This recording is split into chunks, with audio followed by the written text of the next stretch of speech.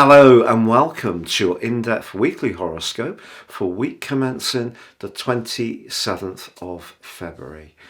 I'm going to give you some standout details to look out for, but please stay with me.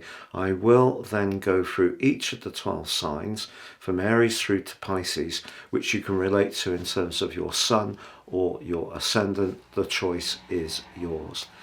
Now, as this week begins, there is a magnificent conjunction between Venus and Jupiter, and it is also going to get a lot of comment.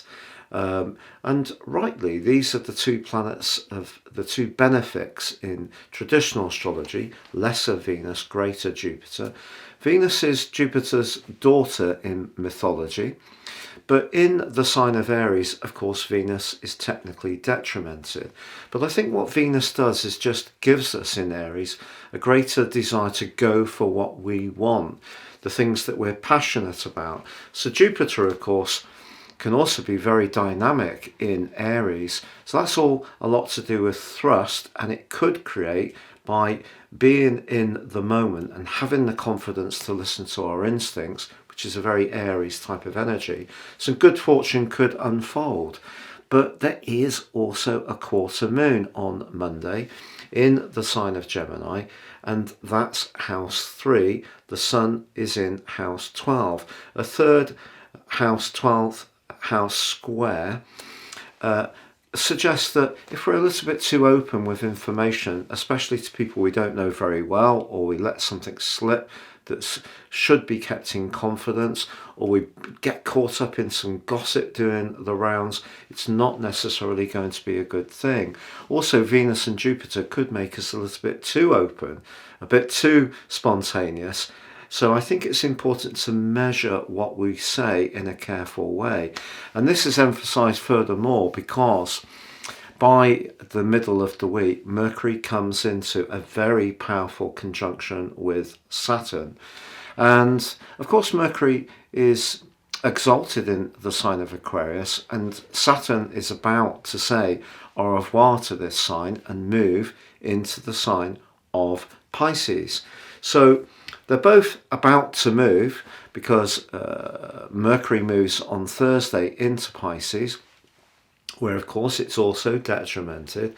But this just suggests that when it comes to long-term plans or our friendships, the need to really be clear about what we want and what we say is going to be absolutely essential.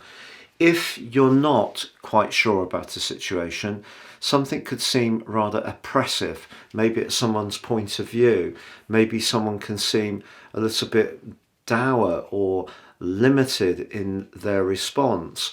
But I take you back to that quarter moon because that provides the backdrop of energy for the whole of this week. And that's suggesting that we don't buy in too much to some of the negativity that might be doing the rounds, and we embrace some of the positivity that we can get from Venus's conjunction with Jupiter, which itself will come into a peak on the 2nd of March.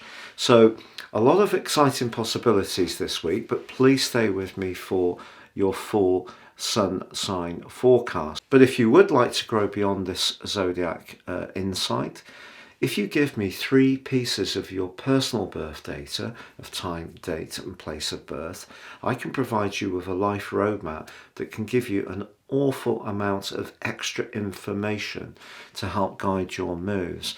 You can become much more intimately aware of some of the patterns which have repeated themselves in your life, the more challenging ones and the more positive ones. Also, in my special package of 30% off, you can get your 12-month personal forecast. Now, these reports are totally unique to each person I produce them for, so they give you an opportunity to gain searing insights above just zodiac horoscopes. So, Leo, your week commencing the 27th of February forecast sees that quarter moon in house 11, friendship, connections with others, the network, in a tense right angle to the sun in house 8, transformations, but also things like possessiveness, jealousy. Is there some politics doing the rounds in your group circle? Because if there is, I think it could come up this week. Ironically, somebody you do get on well with could turn out to be great company as Venus and Jupiter come together in that exact conjunction. But because Mercury is also in a very precise and in some ways quite taxing conjunction with Saturn on the same day, on the 2nd, it is possible that maybe you will have a frank exchange of views. So this week offers quite a few different variants. In some ways, the politics, if someone's being a bit possessive or clingy, could be an issue. If you need to be more straightforward around your boundaries, Mercury or Saturn will help you. But you could have some real fortune with Venus and Jupiter coming together. So maybe you're going to book yourself a vacation or do something more spontaneous, or some good news, particularly linked to someone at a distance or an overseas interest, could come back to you in a very positive way. But of course, later this week, Mercury does dive deep, moving into Pisces. It's not at its best in this sign generally.